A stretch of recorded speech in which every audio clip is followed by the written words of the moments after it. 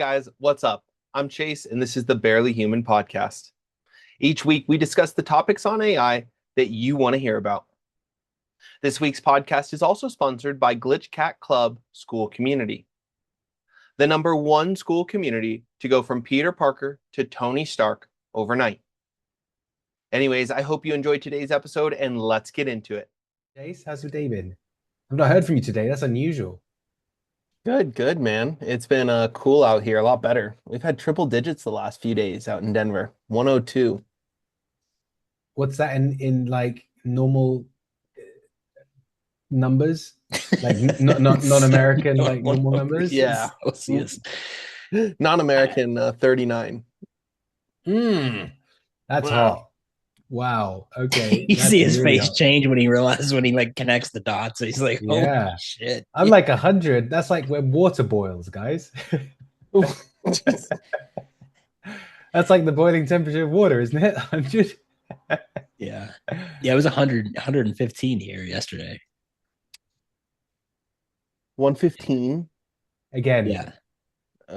Brutal. I don't know what that is. Maybe like 45 degrees Celsius. I don't know. What?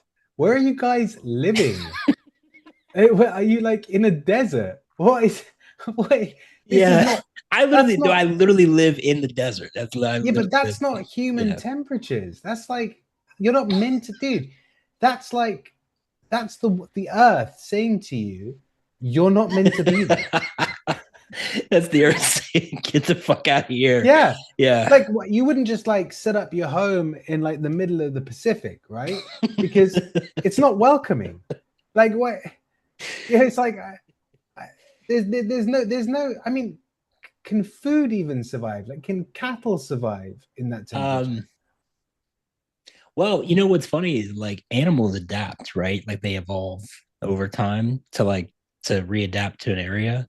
So like the animals that live out in the desert, they I don't know, like they've evolved now to be able to handle intense heat. They're barely human. They're just made differently. Uh-oh. Can you drop the bomb? Yeah, we are barely human out here. It's just a bunch of if you walk around Las Vegas for too long, you'll realize you're in Vegas. Yeah. Ah, you're in Vegas. Okay. Yeah. You'll realize that everyone around here all kind of looks like like if you stay here for too long, you end up looking like the ghouls Leather from Fallout from the Fallout games. You know what I mean? Like the radiated ghouls. Yeah. Zombie apocalypse. Kind of, yeah. So like if you go to a diner, it's like a local diner where you get like all the because like the habits here are also gambling and smoking and drinking. Like that's the other habits that are related. So that plus dryness, no humidity, increased sun exposure for too long. Great indoor activities. Someone said to me once that I don't know if this is true, so you might have to correct me.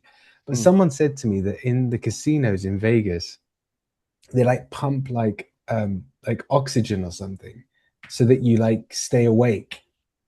I've heard that is true, like in just casinos in general, that they tend to put oxygen through the ventilation system. Right. That's what I heard. Yeah, I think so. I think that sounds great.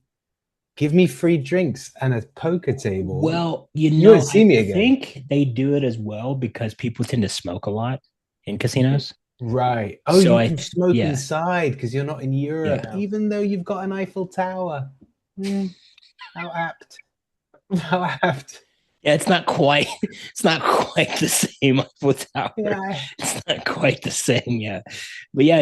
You wanna go see the pyramids, they're down the streets. Right. Vegas has got all of it, right? You got all of it. You got Venice, the Venice canals. Oh, no way. Yeah, we go. With the gondola. You can take the gondola down. Yeah, you can. And the guy will sing, and you know what I mean, and he'll do the whole thing. It's your pie like a big pizza pie. That's La Vegas. That's him. That's amazing. Is there any good Vegas AI stuff going on in Vegas. There's DEF CON's this weekend. DEF CON's this weekend. That's right. DEF CON's this weekend. Are you going to be heading over there, Daniel? I'm gonna go like the last day.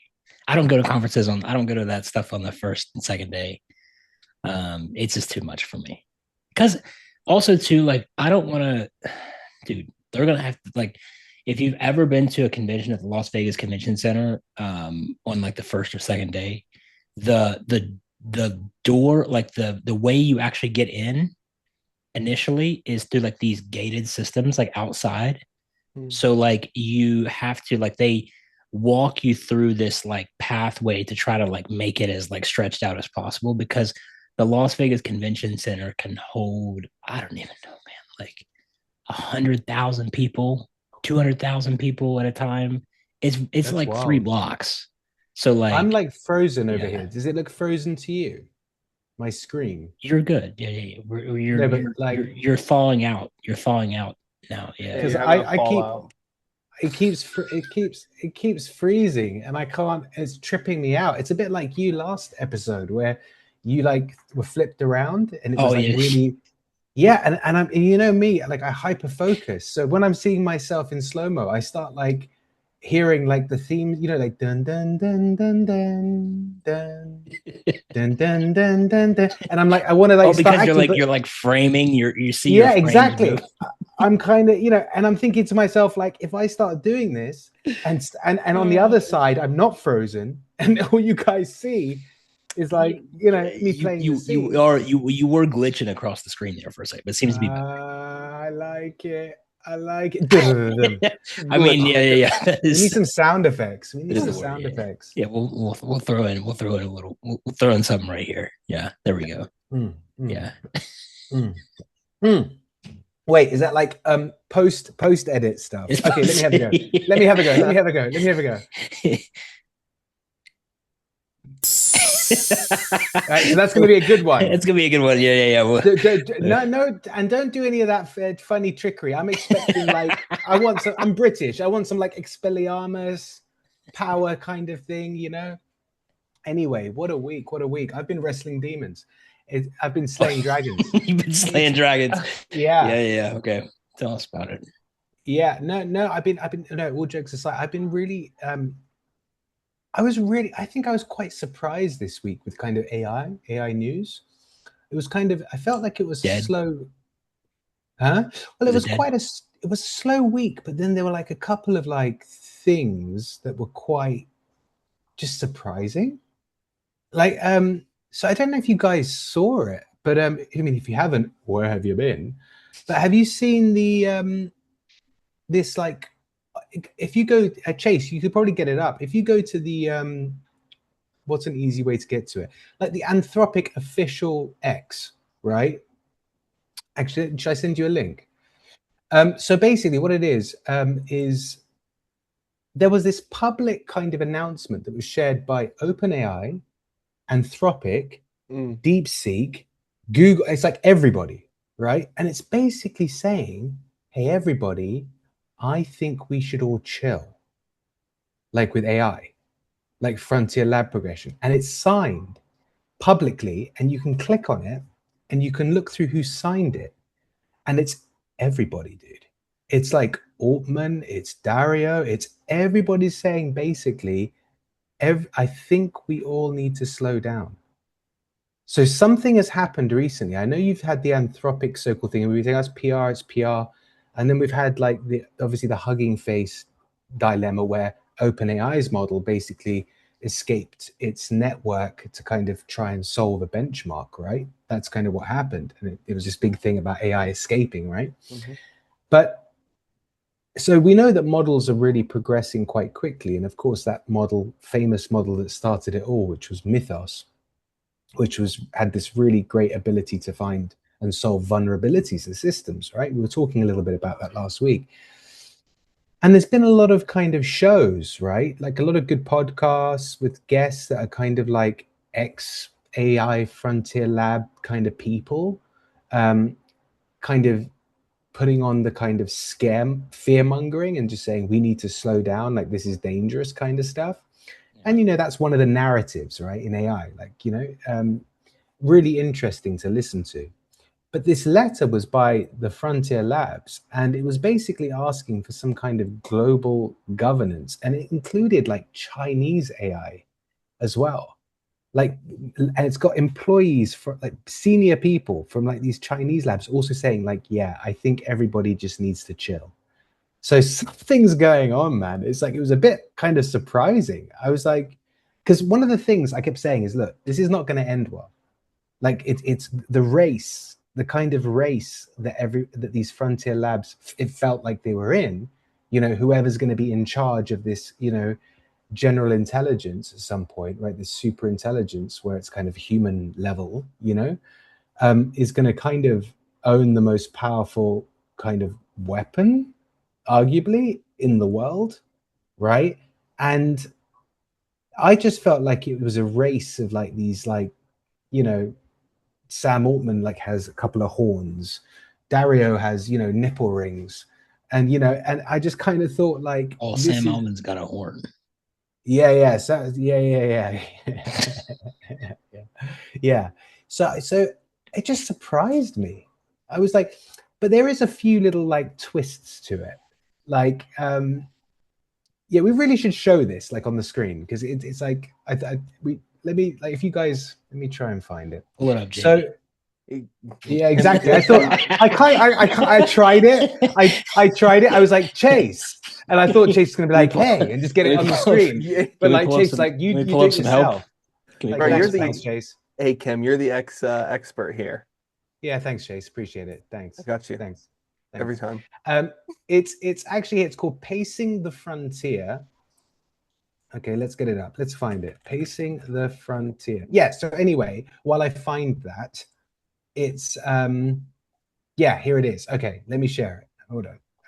Let me move my screen. Okay, let's share. So this is it, right? So it's been posted by like Altman, OpenAI, Dario, everyone, right? So Pacing the Frontier, a statement from 1,346 employees of frontier AI companies, right? Can everyone see that? Or shall I zoom in a bit? Yeah, we can see it. Shall I just zoom in a little bit? So chief scientists at Thinking Machines, OpenAI, Anthropic, Meta AI, DeepMind, Superintelligence, and the list goes on, right? Dario, and this goes on and on and on. And there's lots of these interesting quotes. Dawn Song, these are not nobodies, right? These are not the fear mongers. And this list, and you can see everybody, right? So you can literally see it. There was a great thing. There's something I loved in this. Where is it? Show more. You see this? Show more. Okay, you see that? Yeah. There was one I found. It was like, I think this is done by AI, because it was like show more, and it was like one word. Anyway, I'm not going to find it now. Oh, how boring. There, look at this one. Look at this one. Boop. Boop. It hit the cutoff right at that word. Yeah, that was it. Yeah. Justify the pacing at this point. Okay, cool. Yeah, no. So this is this statement, right? This piece of shit. Yeah. So here's the statement. AI could help create a dramatically better future, but that outcome is not guaranteed. The world's leading AI companies believe they could be close to automating AI research. It is hard to predict exactly how much this will accelerate AI progress, but there is a real risk that capability development rapidly accelerates beyond our ability to understand or control the resulting systems. To realize AI's potential, industry, government, and society at large may need the option to buy time to address emerging risks, develop security measures, and strengthen oversight. But each company and country is under intense competitive pressure not to unilaterally slow the acceleration. And today, the world lacks the technical and governance tools to deliberately pace frontier-wide progress. Building on work already underway to monitor frontier model releases, we request, and listen carefully to this, we request that the US, this is everybody around the world in different places, but we request that the US government support an international effort to develop the technical and governance tools, like a nuclear program, needed to deliberately pace the frontier of automated AI development. I feel like this is, I mean, I've been saying I think this is coming down the pipe for a while. Like I've said this in the very beginning. I actually, so funny enough, because I work directly in terms of like video and image, a lot of that. Um, for instance, like in my opinion, I felt like the image and video models at this point are so good already to a certain degree. Like there's certain things that need to be improved, but they're already very good. They're already very good at the point where they can trick about 30 to 40% of people who view them, which is a huge number. And somewhere around the range of like 60% of people on some random poll were given like a video to determine whether they thought the video was AI or real, and 60% of people couldn't tell. Yeah, and I think that relates more to the story of the EU It does, but legislation, I right? think But it's this is more. all. I think it is all connected, though. Is my point, because I think that even with like when we're talking about like systems management, debugging, coding, security, I think that we were never going to get, like, if you were someone who ever thought that like I have a friend of mine, I'll say this, I won't say his name on here. So if he's watching him, if you think Paul I'm talking about McKinsey. you, I'm probably not. I'm not talking about you. I'm not talking He's about you. talking about Paul McKinsey, 33 Cedar Lane. If you think I'm talking about you, I'm not. So don't get any ideas. No, but I have a friend of mine who was like got kind of like into AI like early. He was an early adapter, and he got plugged in, man. He got too deep, and Sorry, we can't move on from that because I'm British. Adapter, early adapter or early adopter? Fuck. Is that an American thing or is that just a you thing? Well, he adapted his business around AI. Right, but like the saying, is that an American thing? Like, I don't know. That's okay. Never mind. It might maybe just it's maybe a me. It might be yeah. It could be a Fazio thing. It was a context thing, Hey, it was a conscious decision for me to say that. Thing. Adapter. He was an early adopter of AI when it comes to in putting it in his business. Okay, gotcha. He got plugged in too deep. Like I don't know what clicked on in his brain, but he got plugged in too deep, and he went down a rabbit hole. He went down a rabbit hole that was just like, I don't know, man, like crazy. It was a little bit crazy, and he's kind of still stuck in that rabbit hole. Huh? Paranoid? Like, what do you mean? No, he's too wrapped up in like all of the positives and like none of the negatives. He got like he just I don't know what happened, but like something about it to him, like to where like I don't even I don't want to give too much information because I don't want people to be like, oh, like they know who I'm talking about or whatever. Because people will know who this is. Like even people like who know me and know this is. And I'm not trying to like talk down or like talk shit. Like I want to be clear about that. It's something where I actually like I had a genuine concern about his like mental health, and I reached out to him originally about it, and I was like, I said I know that this is really important to you, and he kind of gave me like a very strange response back. Kind of was just like very dismissive of my thoughts and like kind of like a well you'll like kind of like a you'll learn, you know what I mean, with the rest of them, you know what I mean, when I'm here and the rest of you are still here. And I'm like, well, it's not what I meant. I'm just but yeah. And I think like there was either there's either it's the two spectrum thought process, right? There was these people that that kind of started like worshiping it almost like it's like the future coming of Christ or something. I don't know. Like literally, like there's people Ooh, like that start like, okay.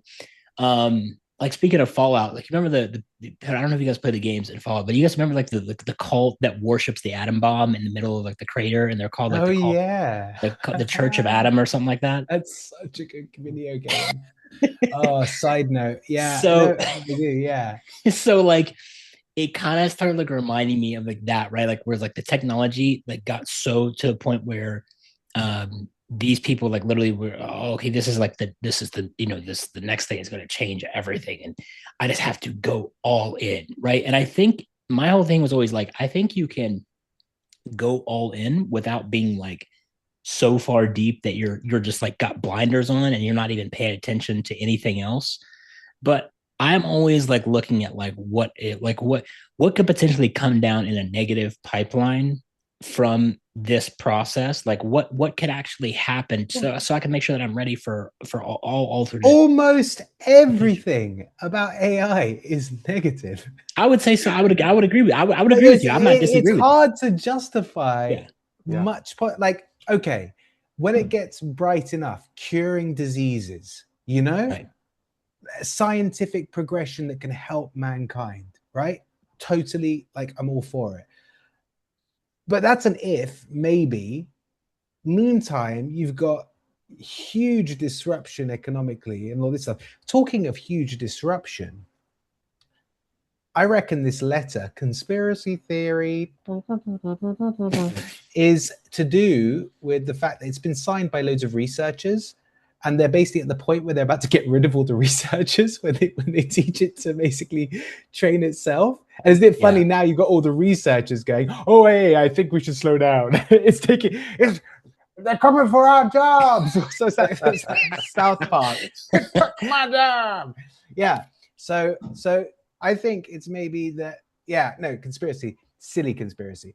But I do think the whole thing was this. Remember, I was saying a week ago or whatever it was, 2 weeks ago, I was saying, we were talking about the Google employees. And I was saying to you how, like, this is the next thing. It's research. Once they automate research, this is going to be exponentially faster. These leaps that we're getting with like models like ChatGPT 5 to 6 and so on, Fable to Opus or whatever it is, Opus to Sonnet. Yeah. This is going to be like 30 times, 30x. Like, if you could automate research, Right. Because that's the most time consuming part in training a model, is building the tests. So it's valid, and that's why when you were saying about the image gen, I was saying, oh, that's kind of more like EU in my mind, because I feel like that's it. Of course it's relevant, right? Yeah. And I feel like the bigger story here is just how genuinely out of control this can get. Right, because research is doing its job in the frontier labs, right? They're learning more all the time about what's really going on, and they're learning how to kind of put guardrails and control things within certain tolerances, right?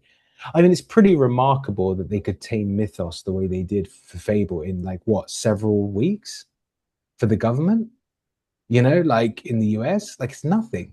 So, you got to have a pretty solid, and so this is quite alarming, and when anyway, I thought that think was cool. here's what I think this is potentially, to me. I've always said, I think, like, trying to get back to like, I was getting to a point. I think what my point really was like, if you were someone that ever thought we were going to reach and have access, like the normal person was ever going to have access to super intelligence level AI, you haven't maybe read a history book, you haven't paid attention to anything throughout history that was ever a weapon, right? Has the average citizen across the world ever had access to they have something at that level? No. they have It's legal to have guns in the US, isn't it? Yeah, but I can't. Like, there's a level of gun that I'm Yeah, allowed to exactly. have. But that's how I see it, man. Like fable to mythos. Yeah. Like you can have the intelligence, but we're going to put all these guardrails on it so you can't, use it as a nuclear weapon. But you can have that, like, Smith and Wesson. But that's what I'm saying though. Like, I can't. I'm never gonna have access to, like, the average person is never gonna have access to the top level, right? Like, I'm not gonna have access to satellite missiles, right? Like, I'm never gonna have access to like nuclear capability. Yeah, I'm still here. Hold on. Emergency. I'm coming back. I'm coming back. We're gonna put a sound effect over his okay. His reveal okay. when he comes back. I'm not. I'm not saying that I want a nuke. No, You know what I'm saying? I don't want an actual nuke. No, but of course. But no, but I kind of hear you though, dude. I kind of agree. Like, I can't imagine. I mean, look at the US government's response to like mythos. Like that's nowhere near. That's nowhere near what we're talking about, right? Right. And so, you're not wrong. You're not wrong. I always thought there was going to be, my point is, I always thought there was going to be a ceiling, right? Like, there was always going to be a ceiling of what we were going to be able to reach. And that was pretty much going to, that was going to be it. And then everything after that is going to go into the hands of people who are either politically affiliated or in government, or at some stage of it are funding massive incorporated government operations. And that's my problem with it, is like, those are the people that always end up with it, but they're not inherently better people. Like, that's the problem with the idea that, like, okay, well, the Pentagon has access to, XYZ weapon systems, but there's no evidence to show that the Pentagon has inherently morally better people than the rest of the population. Like, it's just not like there's this idea that they're more responsible simply because they're in a different level of government, because they have a different level of clearance. We just want everybody tracked, right? We want everything down to the bottom line, where we know that if a missile goes off or a nuke goes off, we know who set it off. We know who punched the button. We can boil it down to a series of data. We can go, okay, it's either this person, this person, this person, this person, this person, this person, or that person. So the same thing was always going to be around AI. It was always going to be the fact of, like, we weren't going to be able to get access to something that, like, people think we're going to access, like, to, like, a real, like something that's like compatible, like literally like Jarvis level intelligence, like from Iron Man. And I'm like, you're right. No, never. Like, that's that we're not. None of us are Tony Stark. First of all, you know what I mean. Like, that's and it's just never. We were never going to be able to get access to something that could build an arc reactor. Like, it's not happening. Well, you say it's interesting, right? How far are we? I was so OpenAI released an interesting article recently, in fact yesterday. So I don't know if you heard this, but their latest internal model, I think it must be ChatGPT 6, right? The one they're working on. Yeah.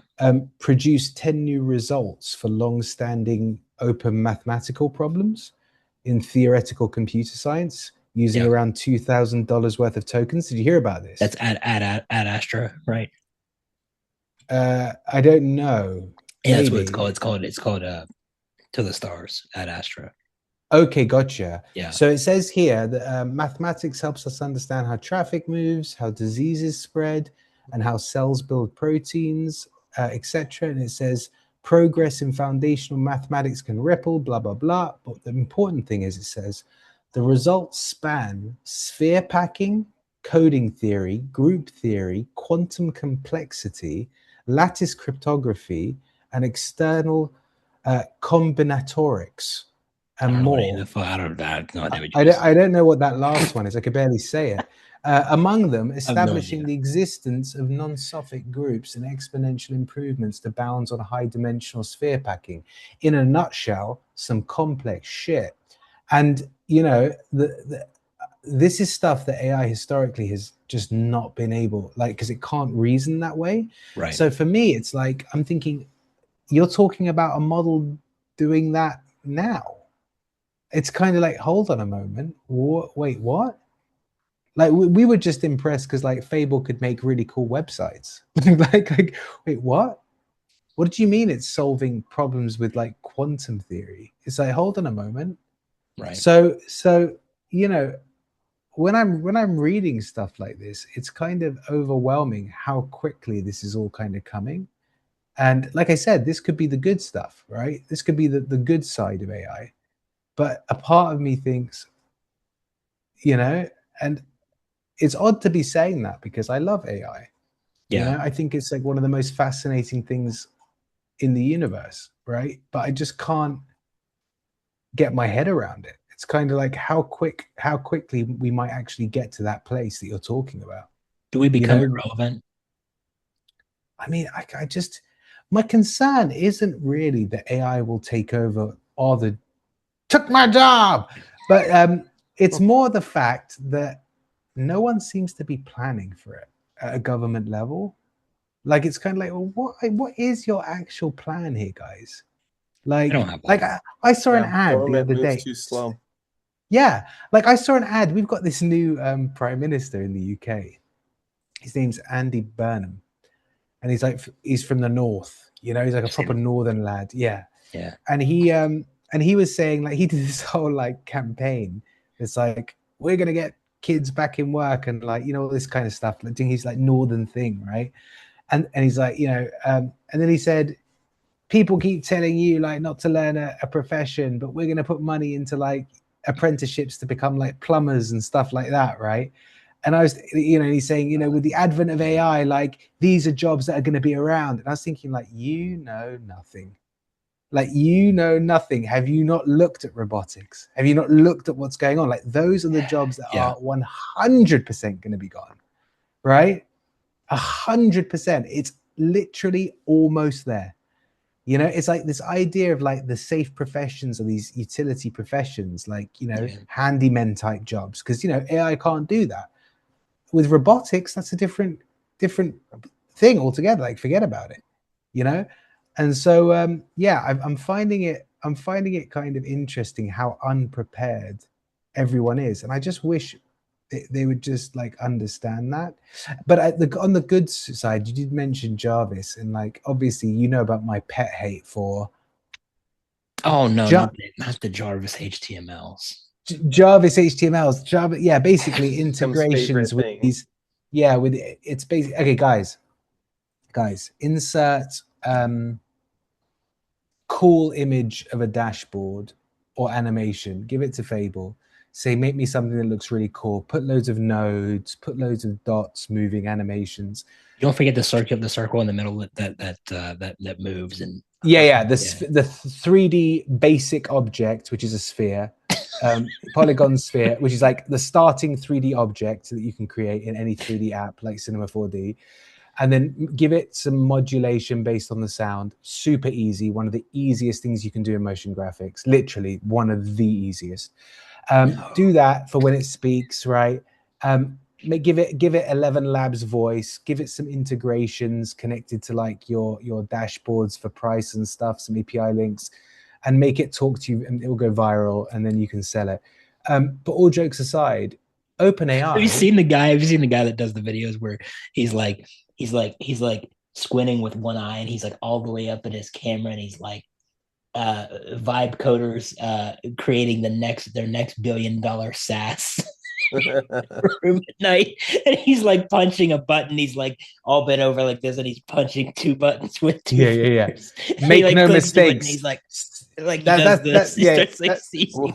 Why can my friend not reach local host? Yeah. welcome world to my website, www.localhost. Yeah, I love the ones. Yeah. Guys, check out my website that Claude just built. It's 3 different local hosts. Yeah. Say hi to Jason. That's the classic line. Yeah. But seriously though, I was going to say that OpenAI, you got to give them credit, man. This new voice thing, like the whole OpenAI ecosystem of being on your computer, that's Jarvis. I mean, that is Jarvis. You can talk to your computer. It's a coding agent. You can do it in Codex. It just goes off and does stuff. It blew my mind, man. I was having a play. No, yeah, I agree. It's cool. I was having a play like over the last couple of days. A little bit too much. I kind of got distracted. I had some credits to burn, so I was having a play with it, and I just couldn't believe it. I was like sitting there thinking, like, I know they've basically taken that whole market. And I was thinking about that because I saw a great video from one of my favorite engineers, AI engineers, a guy called Indie Dev Dan. Check him out, guys, on YouTube. He's amazing. And if you do check him out, tell him that we sent you and he should check us out. So the Indie Dev Dan, who I loved, this great video said, "Is Anthropic stealing your data?" And he does this he's like a really straight guy. He like really talks facts. And he was explaining how the whole data situation and like what they see and what they take. And then he was referencing this, what was it called? I'm going to find it right now. But there's they're public about it, about how they source data and they present it. But basically what they're doing is they're taking your data and they're basically taking IP. So like as you build something, they can tell how popular it is and how much traction it is. So then they can just inherit it. So like if OpenAI is seeing that there's a lot of virality and usage around, say, Jarvis like tools, they've got all the code that their systems have produced. They've got all the tricks. They know how to do it.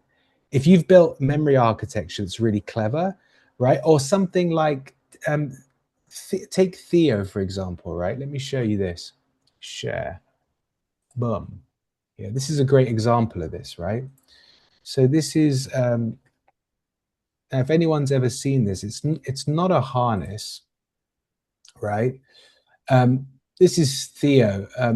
He's cool too. You should check him out. Where's this? Oh God, here we go. Okay. He's got a tool called, I think it's called T3 Code or something like that. But he had this neat little system in it where instead of showing like sessions on the left, like Codex used to have, yeah, it was more like a kind of multiplexer where it had like this little, you see this little thing on the side here, right? Where it's hard to see, isn't it? Oh gosh, goodness me, that's not very, here. So you see it had these like little tabs on the side that showed the session and you could click in on them. Anyway, this was super Doesn't this neat. look familiar? well, Codex, right? Just a couple of days ago, after everyone was going viral, it was going viral. Look, they released. What are you trying to say, Kim? What are you trying to say? No, I'm saying they directly copied T3GG, and it's no secret, right? It's 100% a fact. In fact, I've seen the dialogue between him and the guys that coded it, and they were like, "Yeah, it's really good." How dare so we took the idea. How dare you insult our emperor? No. It's an open thing. It's not. It's Altman the fourth. Yeah. King, it's not. It's king of the hot tub. Yeah. Look, listen. What I'm saying is that if you come up Only with a hot tub time machine. What's that? No, continue, Kim. Continue. It's okay. So IP isn't safe when you're using, you know. And so this whole Indie Dev Dan video was talking about like basically, is your data safe, and like when you should be looking at like more local infrastructures versus not, and so on, right? But the bottom line was that is that no data is safe. It's theirs. Yeah, and they're not they're not shy about it, right? Like in any shape, way, or form. I'm literally trying to find the it's not Palantir. That's another story. But it's I'm trying to find the actual insert alien sounds here. We're gonna get we mentioned don't mention our forefathers like that. our alien overlords. We'll get this podcast shut down. Let's just dance around the Overnight. fire, guys. Dance around. No, but hey, you know what? While we're talking data and Anthropic, oh, go right ahead. I was going to talk about the great book burning of 2026. Oh no! Oh no! It's this, guys. This is what I wanted to show you. Clio. Anthropic. Dating by outfit. Oh, Here we go. Clio. Yeah, so Clio is a system for privacy preserving insights into real world AI It's my friend's cat's name. Is it? Yeah. I like the name Clio. Yeah. And it always makes me think of Cleopatra. Yeah. I'd love a cat called Cleopatra. That's amazing. So anyway, if anyone's curious, they should have a look at what data they preserve. It is pretty obnoxious. Conversations, facets, and then they store the initial clusters. Then they have hierarchical clusters, and then they do semantic clustering. And this explains what they do. And then they get the areas that they're interested in, where the popularity is. And this is all data that's basically public. And then they say that they use it to basically openly within the terms of service you've already accepted. And then DivDine shows this, that like they're entitled to this. And as long as they publicize it, right? So Clio is the system that does it. And if anyone's curious, yeah, go check out Clio. But it's, yeah, I just thought it was really interesting. It's like, what do we, you know, Hormozy was on Diary of a CEO, basically saying, Alex Hormozy was basically saying, his workshop is done a workshop here this week again. Is he? Is he? Yeah, he does them like every couple months or something like that. Yeah. Yeah, that's cool. I like him a lot. I find him entertaining. He was on Diary of a CEO recently, and he was basically just saying like, don't do stuff with AI. Yeah. He's just going, stop making stuff with AI. Like, just stop. Yeah. And I found it interesting, and I thought, God, these frontier labs are just eventually gonna swallow everyone. Well, you know, like, I think it was we were in like the mastermind call yesterday, and I just noticed like there was like just too many people that were bringing up the same issue of just like they feel like they have all this ability and they don't know how to like package it and deliver it. And so I think this, and I've tried to express this in a nice way, but I said I think that this is a common illusion that AI puts in your brain, and I it's some kind of like almost like it's like a bug. Obviously, like my friend got it right. Like he got it really early on. He got that bug really early on. There was another guy on Instagram who was like he was like cracked out. I can't remember this guy's name. You might even, I guarantee you've seen his stuff at one time. He's like kind of gone. He's gone like low key now, but like for a minute, like you remember like when Anti-Gravity was like big stuff, and Jack was making his videos on anti-gravity, and it was like, and it was like, you know, real big. This guy, his first name is James, but like he had like 7 monitors, you know what I mean, like stacked up, and he was like, you know, going down the lines of code and all this, and you know, this is my agent over here, this agent feeds this agent the code, and this agent reviews, and this agent spits it back out, this agent runs a playwright test, and blah, blah, blah, blah, blah. And it was like all this stuff, right? And so there was a moment where he was literally making videos, he was making these reels like just nonstop, like back to back to back to back to back, and you could tell this dude was just like absolutely just like cracked out of his mind on what he thought that he was doing. And I think everyone who always wished that they had the ability to build and develop technology because you watch sci-fi films or whatever, all of a sudden everyone got this like weird complex that they were all of a sudden like this technologically sound next the next Tony Stark, the next Bruce Banner. They were on the verge. I mean, if I could just get past I'm gonna crack something and it's gonna be huge. But the problem is, like, literally there were thousands, hundreds of thousands of people that were thinking like this, and they all thought it was like just them. Millions.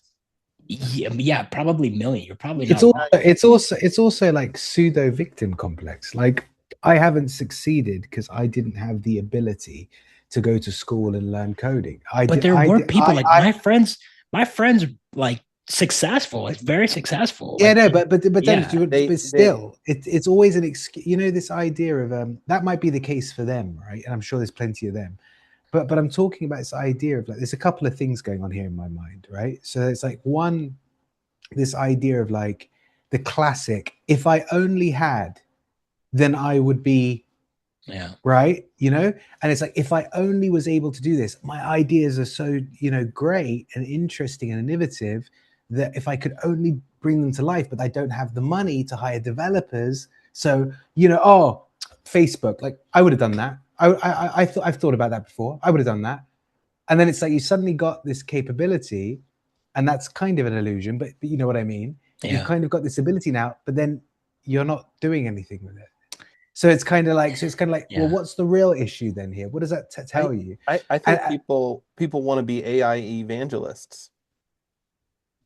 It's like everyone wants to be, They want to be the holding pro. this. Yeah, Yeah, they want to be, yeah, exactly, prophets.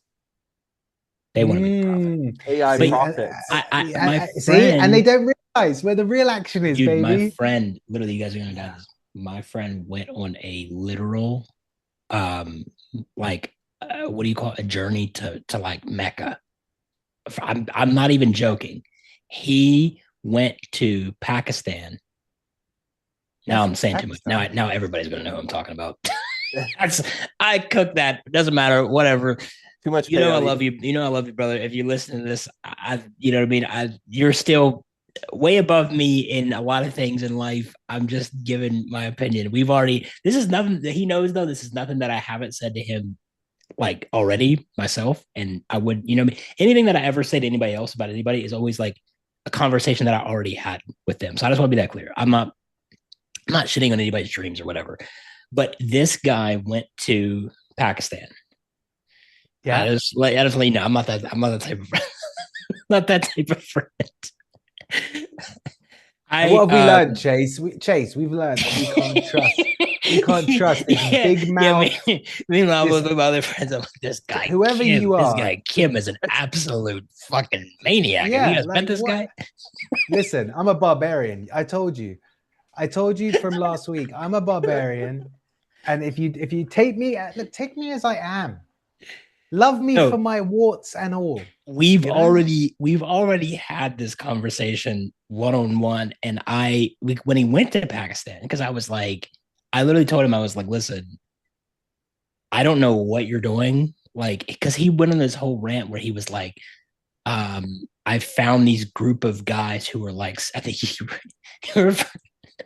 he referred to them as SEAL Team 6 of AI, and he said they are the top of the top, and you don't even know, you don't understand.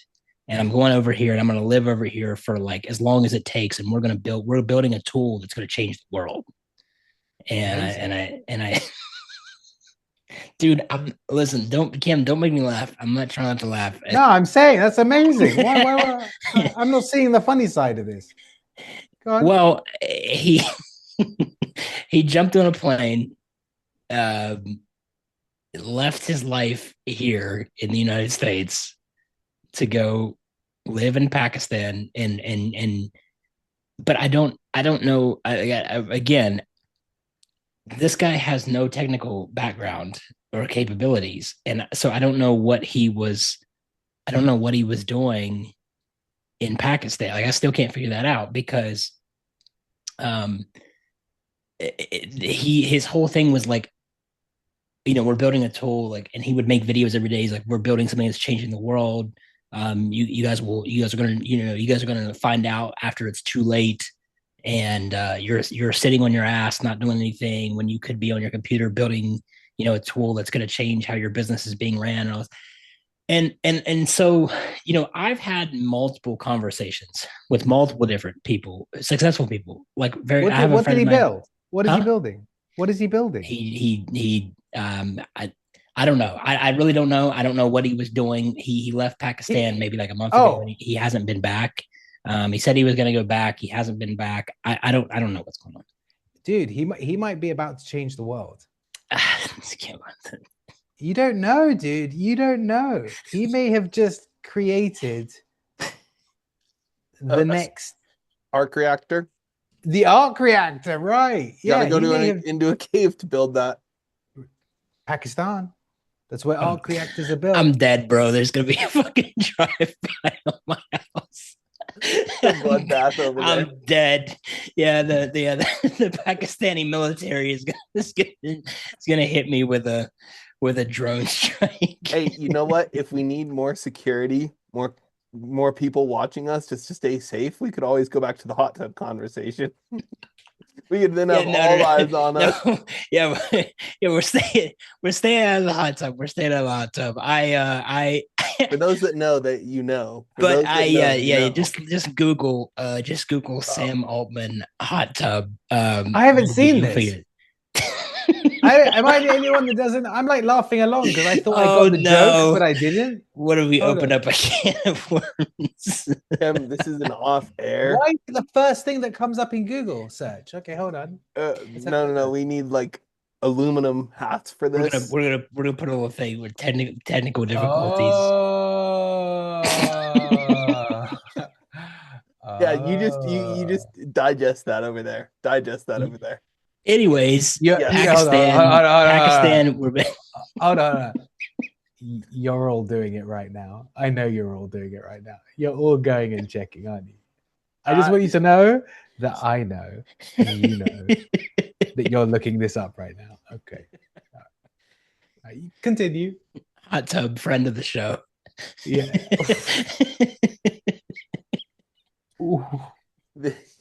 Yeah. All right.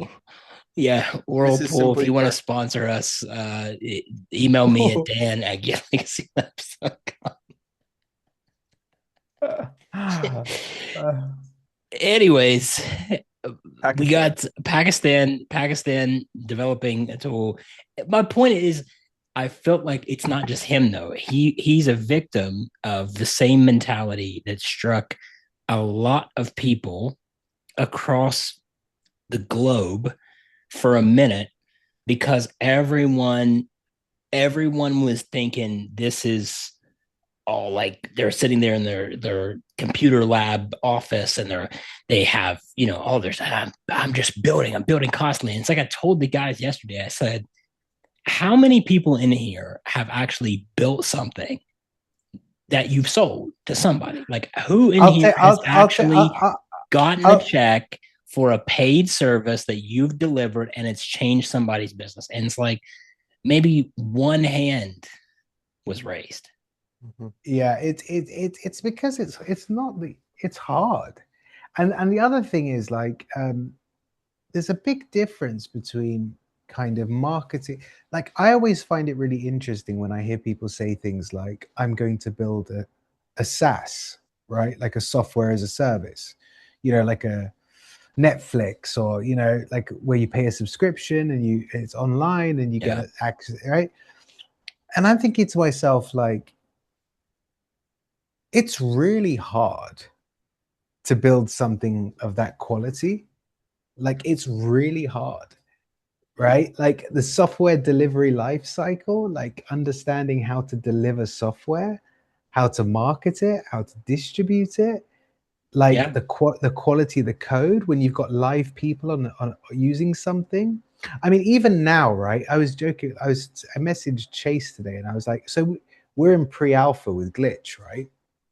And I was messaging Chase and saying, like, even now we're in pre-alpha, but we've got users who are using it, which is amazing, right? But like Yeah. when we shared Glitch, we were like, we wanted them to like inherit like the system, learn about design systems, learn about AI, you know, newbies, everything, right? So we were like, Right. about that sales pitch. Glitch Tech Club. Shameless plug. So yeah, shameless plug. So but the point was is that we wanted to kind of we didn't expect people to like literally come in and just like use it. Right. So it was amazing. We've been getting like lots of feedback and stuff. Mhm. And I was like, I came up with the idea of like, oh, this is cool. Like, we'll just let them raise issues on GitHub, right? Wow. Wow. Because we're in pre-alpha, right? So it's like every day I'm waking up and I'm like, oh boy.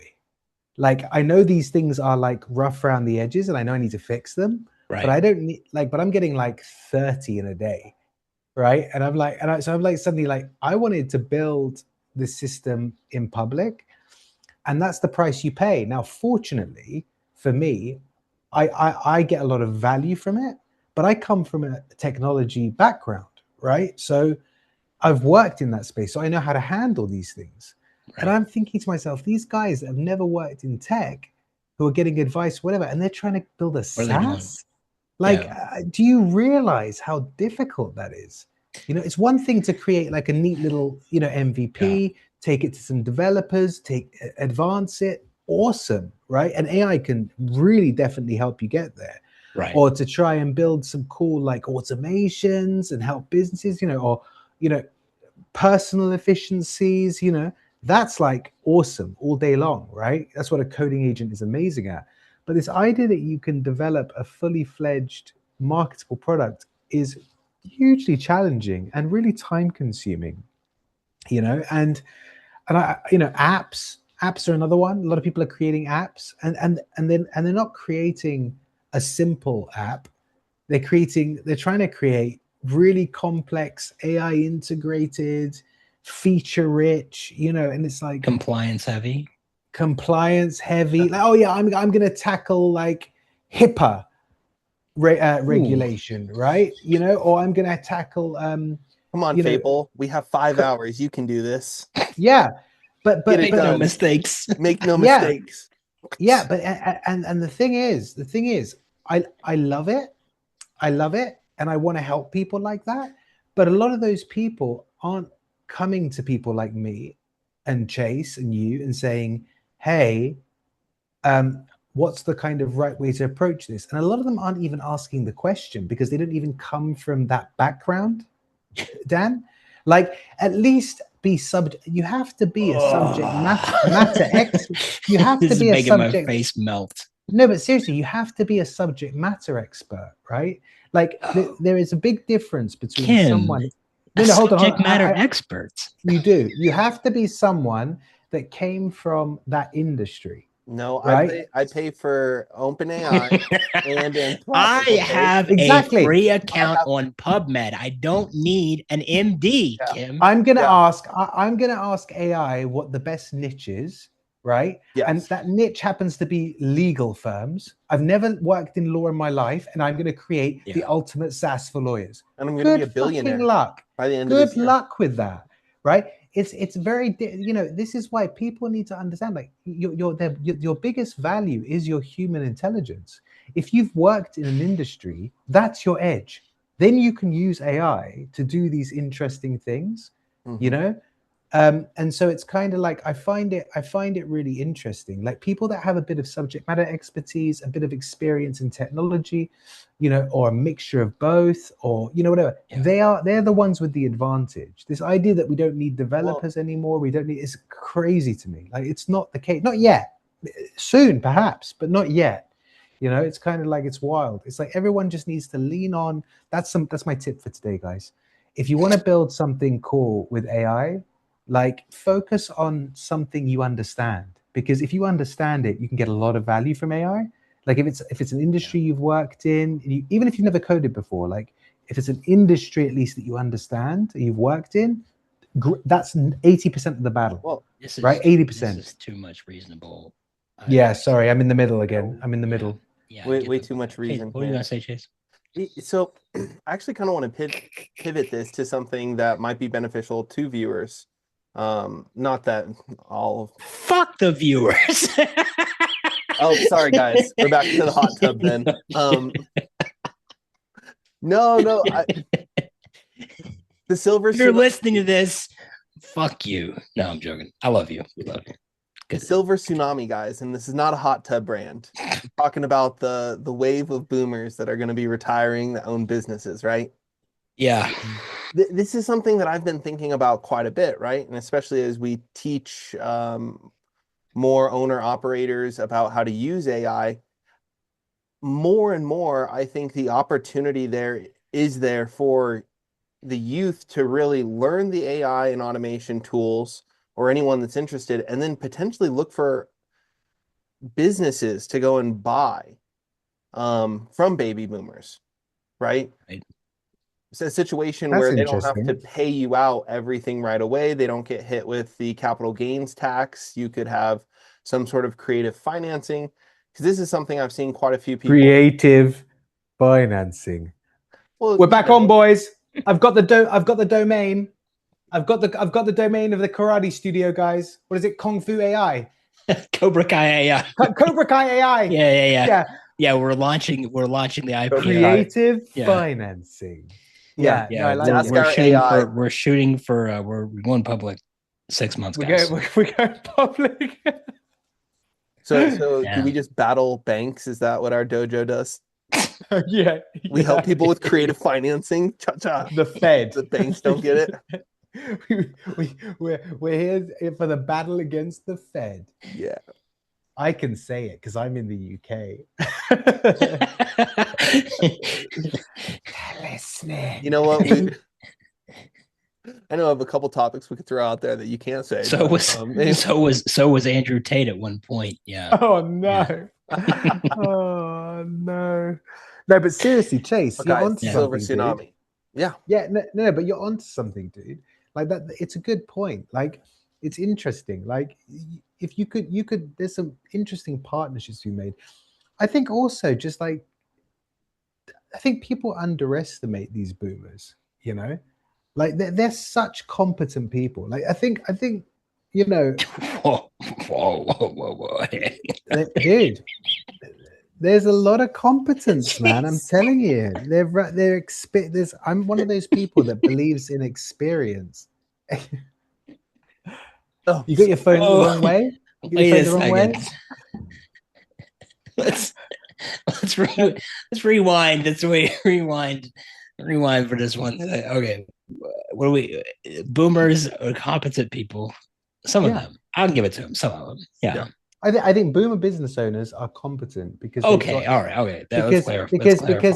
Because we're not talking about the Pacific Palisades mom drinking.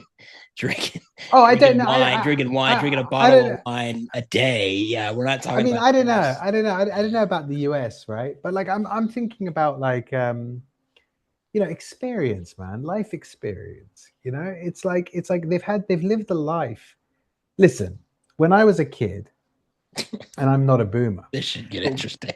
But when I was a kid, when I was a young boy, when I was a young boy, there were no mobile phones. They didn't exist. There was no internet, right? So forget social media, right? It was genuinely a different world, right? My childhood was getting out of the house in the morning. My parents loved it.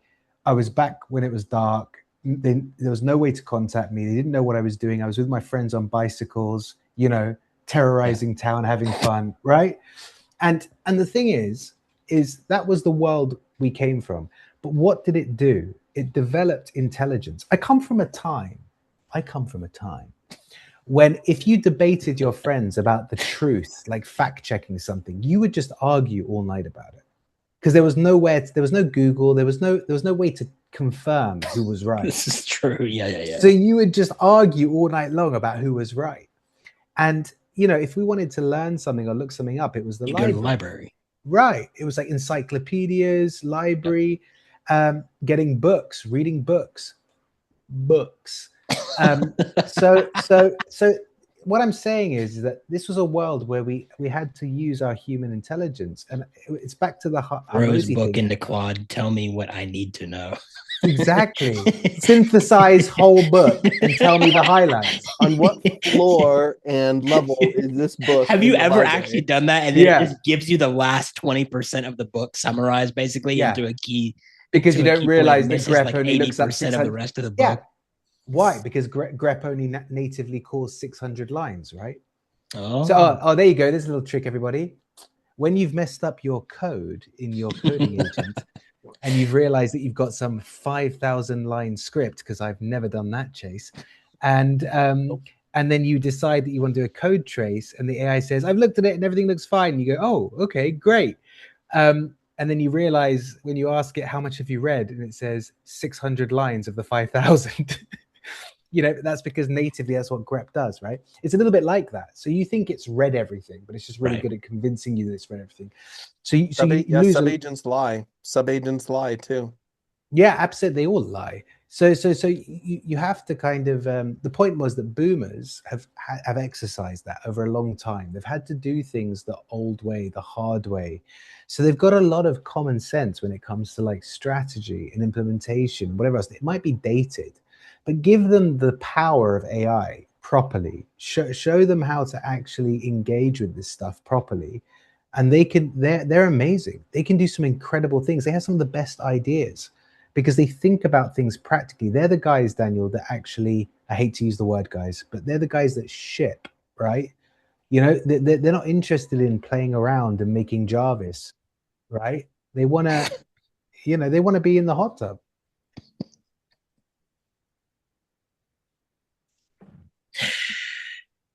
I wonder, it's just funny, you know what I mean? I think, because, obviously like my dad's like classic baby boomer age group, right? I guess I don't know if my mom would be in that category or not. I don't know. I don't really know where it ends, but my dad for sure, like he's definitely in that generation. No. I think it's like born from 46 to 64. Yeah, 64 was. Yeah, that's right, Chase. Yeah, that's right.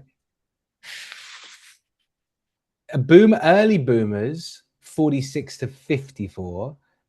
Boomers, 55 to 64. Yeah, I think she might have narrowly missed. She might have narrowly missed that section. Millennials, which is me. Do late boomers? Oh, I was gonna say late boomers. Is that to 81? Don't push it. Don't push it. Don't fucking push it. All right. I'm a millennial. I'm the real. I'm the OG. He's the classic millennial. I am. Yeah. You don't. He's an Xbox original millennial. Xbox. Oh no, my god! But let me tell you something. How someone's a classic millennial is when they tell you about like their favorite game and they all say Ocarina of Time. That's every best game ever made. Legend of Zelda, Ocarina of Time, best game ever made. Nintendo 64, baby. Yeah, that's every millennial's favorite. Okay. My first game system was called a Commodore 64, and the game was a cassette. Do you even know what a cassette is? Cassette? Yeah, we used to listen to music on a cassette. I had cassettes. Okay. Yeah. What are you a Gen Z? No, I'm not a Gen Z. What the fuck? You're a millennial. You're a Gen Y. I'm right at the cusp. Yeah. Yeah, I'm right at the tail. I'm right. So right at the tail end of the millennial. Yeah, so you like to claim the cool millennial vibe. No, I have my own. I'm living in my own generation. There's a little pocket there. I call it the gap. Yeah, the gap generation. Yeah, the gap. We're not really the seam. Yeah, some people call us Generation Y, I guess you could say, but Gen Y. Gen Y. Yeah, I'm proper. I'm a full-fledged ugh animal millennial. Yeah, you took your baseball cards and put them on your bike to make sounds, right? That's right. Gen Z. Gen Z fear us. We're like the lost children. You know, we are the there ones that was this had nothing and cards in had the everything. spokes of the wheel joke that someone made a while back about a Tesla. And I was like, wow, you have to be an owl with a graduation cap to get that joke, because that is some, you gotta have some insider information for that. That's wild. That's wild. We had, yeah, that was good times, man. Anyway, enough about that. Speaking of graduations, have you guys seen what's going on with all of the students that are graduating and how anti-AI they are with their speech, Oh, the Well, I speeches? know You guys I see? saw the Ronnie Chang graduation at, what was it, at oh Harvard? yeah. We got Dude, booed. We got booed off booed at the stage.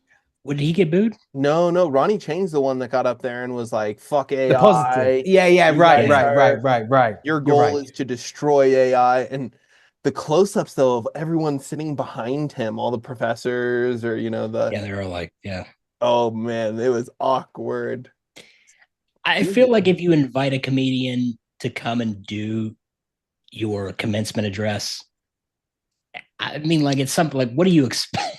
Do you expect him to be like 100? Do you expect him to watch somebody give up there and give these like super like raunchy, borderline, just sadistic performances on stage, and then you're like, oh, we'll invite him to do the commencement address, and this time they'll be 100% like reasonable, clean, like, Yeah. no, they're the same person. You know what I mean? Like, be like inviting Tim Dillon to do your commencement address. Like, what do you think he's gonna say? You know what I mean? Yeah, it's like inviting Ricky Gervais back to the Golden Globes. Like, what were you thinking?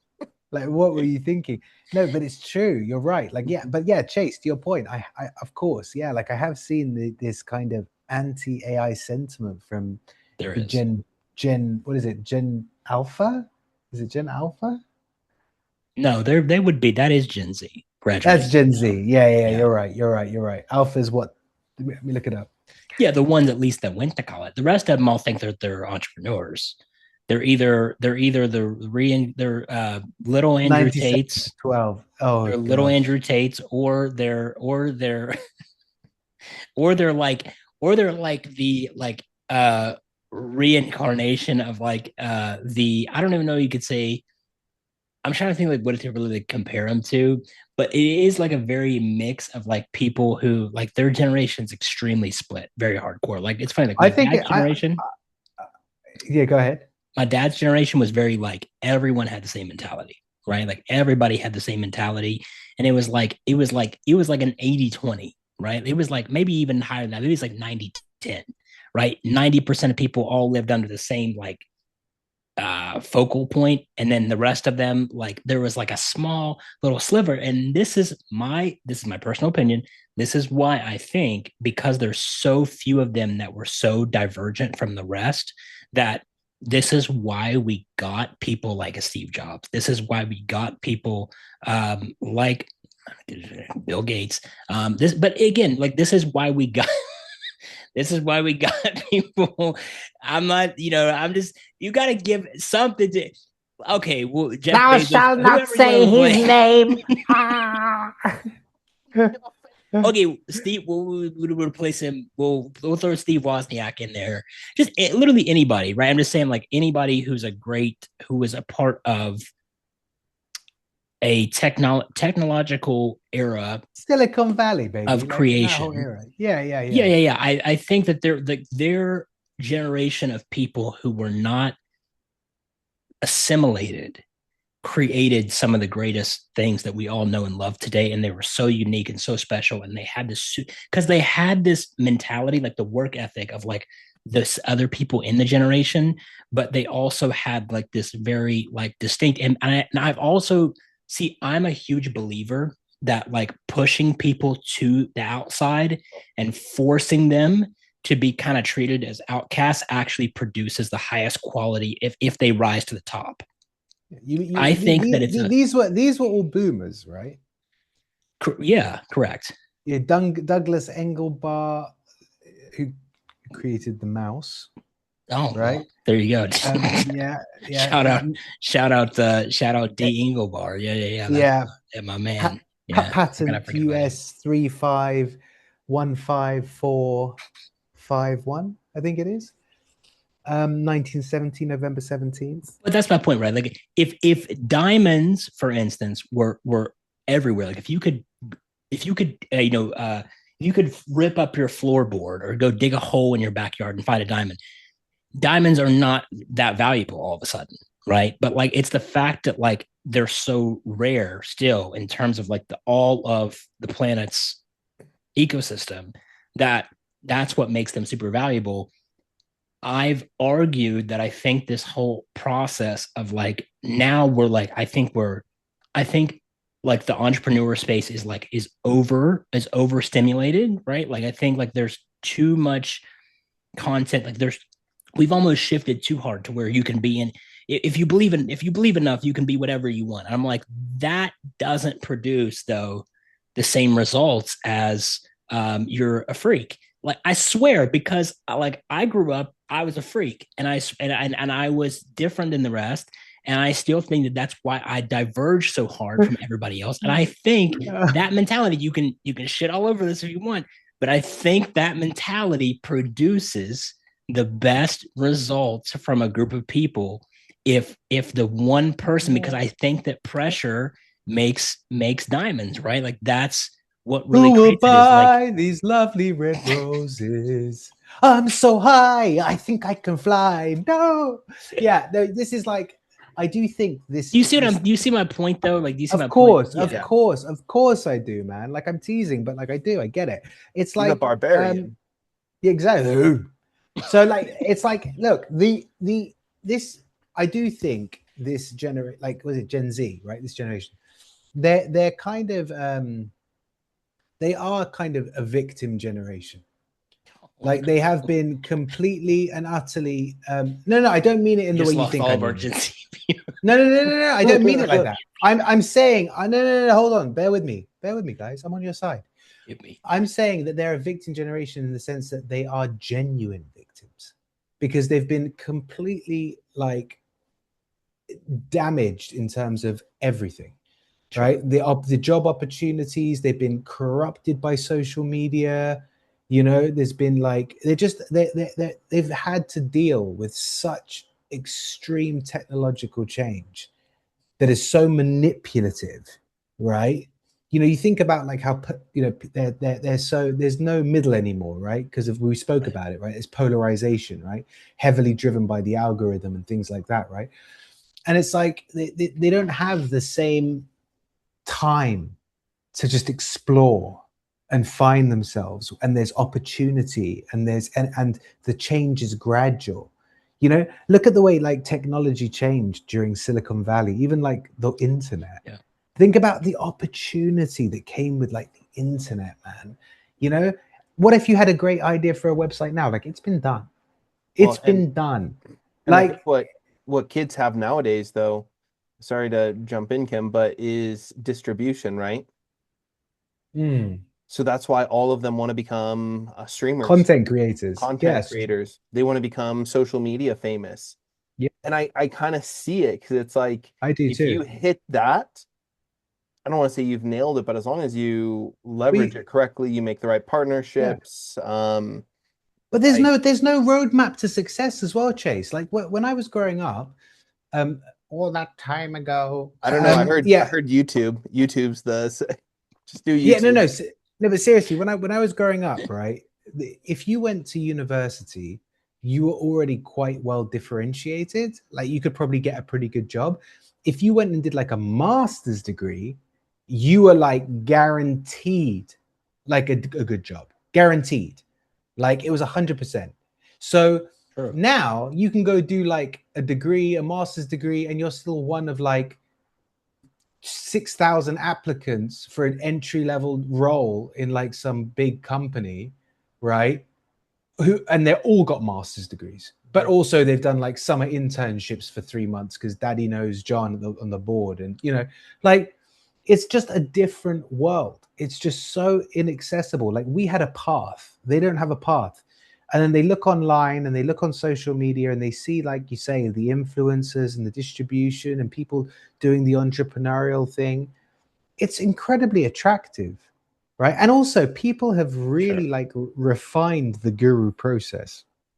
Like they've really refined it. They know exactly. Thank you, Alex Harmozy. They know exactly what to do, right? To get to suck people in. There's a formula, you know.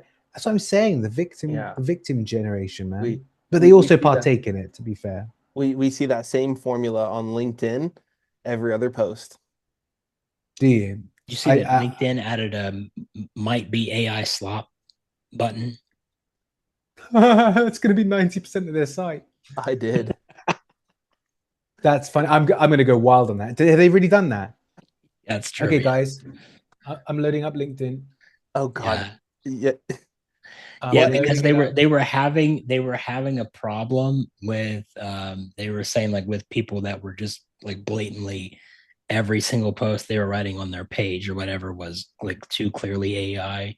So yeah, I mean, I actually said to someone the other day though, I said, I think so this is going to be the problem, right? Because okay, for instance, like let's just talk about writing, right? Like what I remember I told you, like Chase, when I had that call with Vince, like the one thing that he was saying was he was like, the one thing I hate about how Claude writes, about how any of the Claude models write, is because they've been trained on the best writing, like in the world, right? They've been trained on the best grammar, the best authors, all this, and stuff. Also Reddit. Yeah, a lot of Reddit. A lot. I think. No, seriously, I read somewhere that. Did they really get trained on Reddit? I think Reddit is the most used training set in the world. Yeah, I believe that because there's enough data on there across the board, really, to pull lots of information. But to his point was he was saying that like with M dashes, right? Like that was originally a sign of like a great grammar writing individual. Like if you published a really put together paper, it would have that inside the paper, pretty consistently and properly. But they overuse it is the problem. That they overuse it because they try to be like too perfect, too great, and it just spins out this stuff that what we call AI slop, because it kind of starts like, have you ever noticed that when AI writes, like the first two sentences might be like out of the gate, like bangers, right? And then as it continues to write the rest of the paragraph or the rest of the stuff, it starts to be it starts to closely just kind of rewrite the same thought of the first two sentences in like less irrelevant style.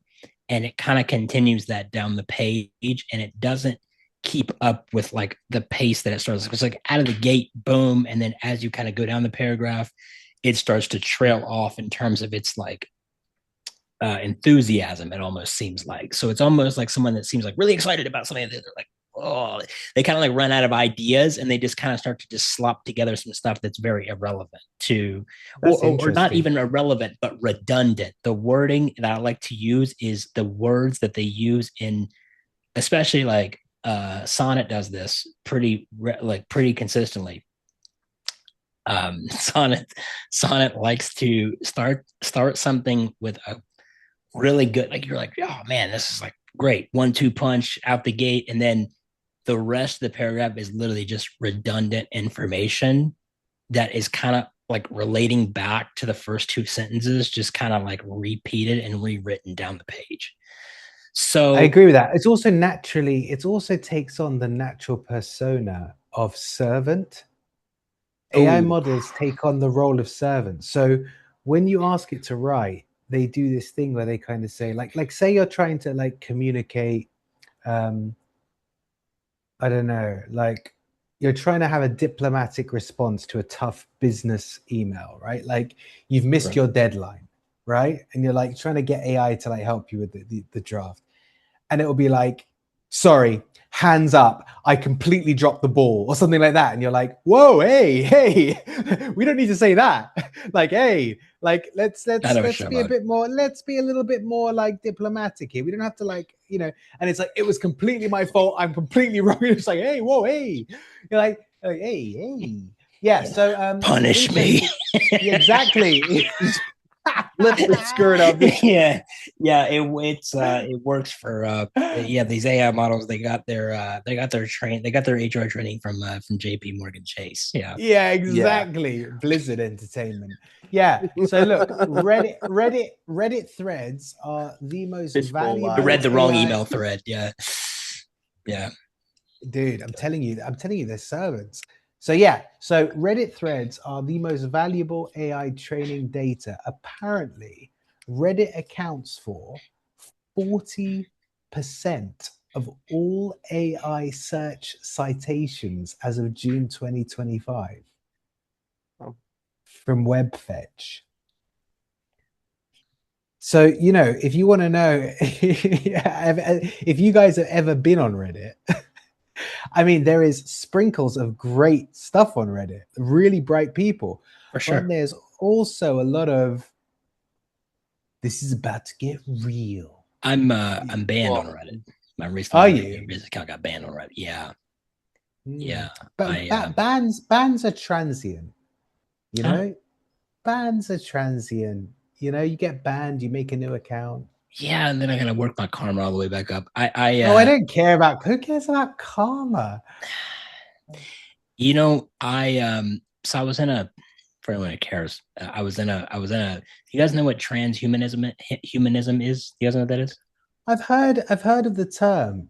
I've Yeah. heard of the term. This is like this future. It's a bit like futurism, isn't it? Is that what is Coming that? out to It us like the right now. idea of like living forever. basically. There's that guy who like takes all this like medicine. Brian, who's, like, yeah, right. Brian John, yeah. Yeah, I've seen some interviews with him. Yeah, he Interesting actually, guy. funny enough about Brian, he actually, well, not funny, honestly, it's not funny, but he has oh wow, so funny. He has he has an autoimmune disease. No, it's not funny. No, he really does have an autoimmune disease that he recently just found out about, and he found out that his stomach is eating itself, basically. Well, I tell you, at least he knows about it earlier than anyone else because he's getting tested all the time, right? True, and he said that that this is now his newest mission is to see if he can reverse this, because this is a genetic thing that was gonna hit him at some point in life, regardless of what he was doing, basically. So he's gonna try to see if he can reverse. But yeah, he's a fascinating one. Created Venmo, sold it for a shit ton of money. Venmo. Yeah, he made Venmo. That's him. Oh wow! You didn't know that? I just thought he was a bit of a bit kooky, but quite interesting to listen to. But he founded Venmo. That was his project, and that's how he got rich originally. Is because he sold it to the PayPal guys, which was Elon Musk at that time. Yeah, that's interesting. How interesting is that? So So I was in a few different Reddit groups, I mean, for different things, but yeah, that group in particular, I was in a transhumanism group, and there is a lot of really discussion, but there are a few people in there that have some just very disturbing, very disturbing thoughts sometimes that you'll read from these individuals, and I just got into a back and forth with a few of them, and I might have dropped a few lines that Reddit said was out of their terms of service, and I didn't know about it until I got hit with the notification from the Reddit. The email from the Reddit people? They were like, first they hit me with a restriction, and my account was restricted for 3 days, and then I don't know, it was 3 days later I got hit with the ban hammer. Put the sound effect there. That's how that. So you're in a transhumanist Reddit group, whereas my subreddits, I'm just looking at them now. I've got R mildly infuriating, which is dedicated to real life daily inconveniences, like misaligned titles, or impossible packaging, or poor urban planning. Well, that one really gets me. That one really, but the one that really gets me is I'm in another subreddit, a similar one called infuriating design, and that one's all about tiles in a swimming pool where they've got the wrong color tile, and you're just like, oh my god, why would you do that? Like, so there's that one, and I've got, and my all-time favorite is are mildly interesting. Mildly interesting. Mildly interesting, yeah. It overlaps with infuriating, but yeah. So my Reddit is more like, mild. Different. Very mild. Yeah. Very mild. Yeah, very mild. Mild. Yeah. Meanwhile, the people in my Reddit group are like, what if we blended ourselves with lizard DNA? Yeah, exactly. So imagine this, right? So you've got the birth of the lizard people. Yeah. Right? You got the birth of the lizard people. There's some groups around the world looking at like how to reach Mars, scientists and whatever else. And you got people like me, looking at like this design is mildly infuriating. Have you guys ever seen that movie Titan? You guys ever seen that movie? Something to Titan or just Titan? I think it's called just Titan. I think it's called Titan. Yeah. It's about this like group of scientists. Basically, they the world is in a nuclear war. I'm not really sure exactly what's going on, but like the world is like kind of coming, like Earth is kind of destroying itself. It's kind of coming to an end. Resources are, becoming less and less likely to, to be available to people. And so Sam Worthington actually plays the main character.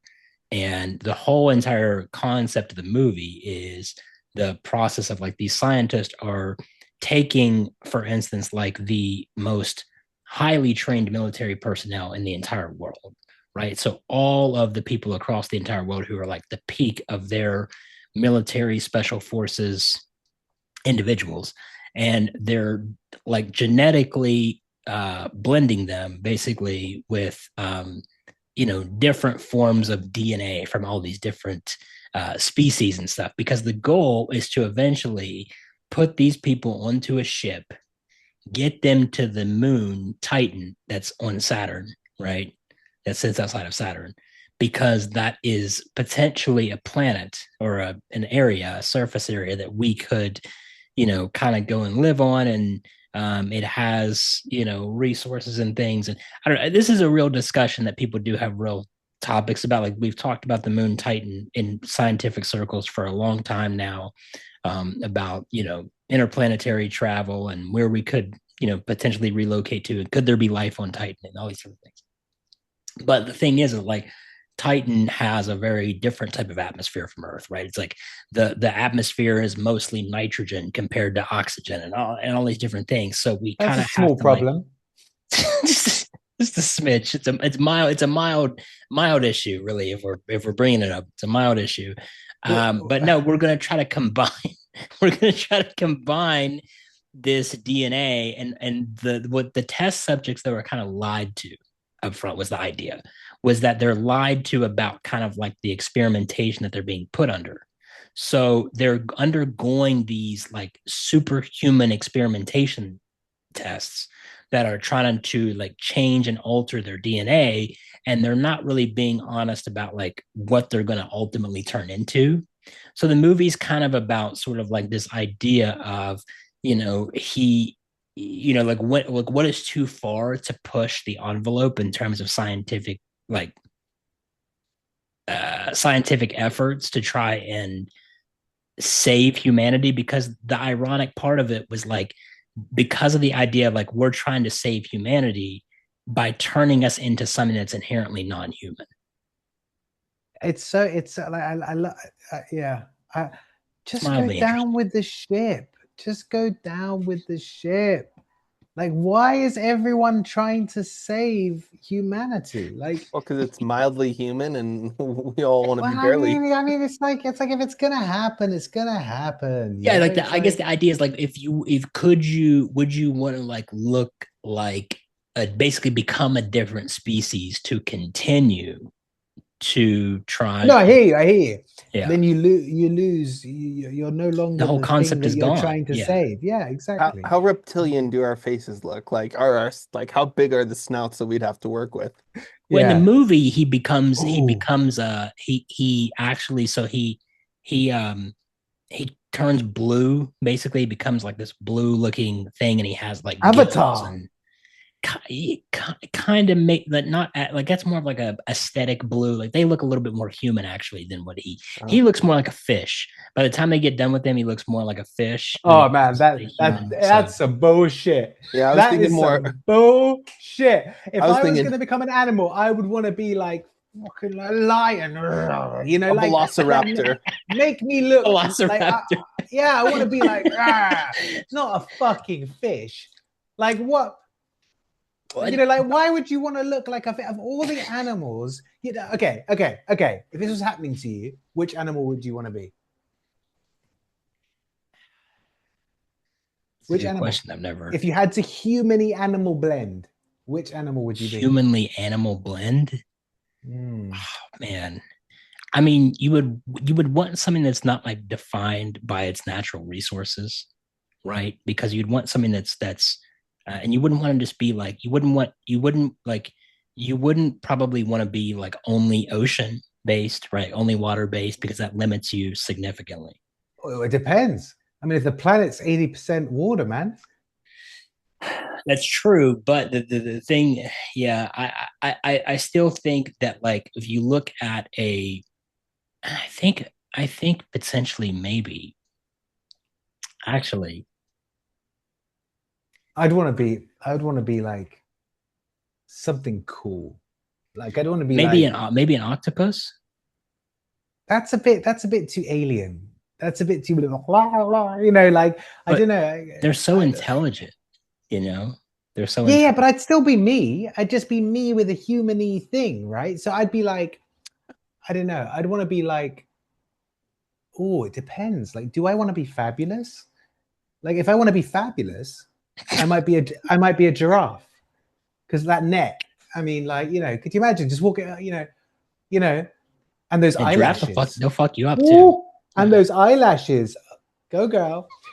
Or I would be something a little bit more like I wouldn't mind being like a rhino, like a, you know, like Yeah, something that's almost extinct. Yeah, yeah, I like the idea of like choose no something that's on the verge of no, dude. environmental collapse. Yeah. I relate to a rhino, man. Like they have two gears, right? Like no and fucking go. Like that. I like that. I like that. That's cool. Like I'd like to be like you know like a rhino, like you know like with a horn and just like They're yeah, pretty what's chill. up? You know, cat could be good. Like kind of agile, kind of like you know, like that could be quite cool. I could like that. Yeah, I would say like maybe like a Siberian tiger. Oh, now we're talking. That's it. See, now we're talking. Polar bear. Yeah, polar bears. Okay. But we don't live in the cold all the time. Dude, we don't You don't have to have live in anybody. there. Dude, this isn't real. We Oh. can be like human It's like sun you're loving thinking too polar hard. bears. You're thinking too hard about. Yeah, you're thinking too You're deep. going- We're headed Like- towards you know, with all of the AI crime prediction. This is like Paw Patrol There 2040. was Yeah. there was Everyone's an animal and, there is currently an effort. There is currently an effort to use AI. See, this was like a biological thing. So in biology, there is currently an effort by a few different scientific groups to now utilize AI to further analyze like DNA sequencing, because the thing is that like with AI, see, like we can advance the rate at which we do research because we can simulate like real processes over like millions of different samples now compared to like just trying to do it, you know, one at a time. So there is a huge advantage to that. There is a group of people right now who are working on trying to reintroduce and bring back extinct species through this exact process.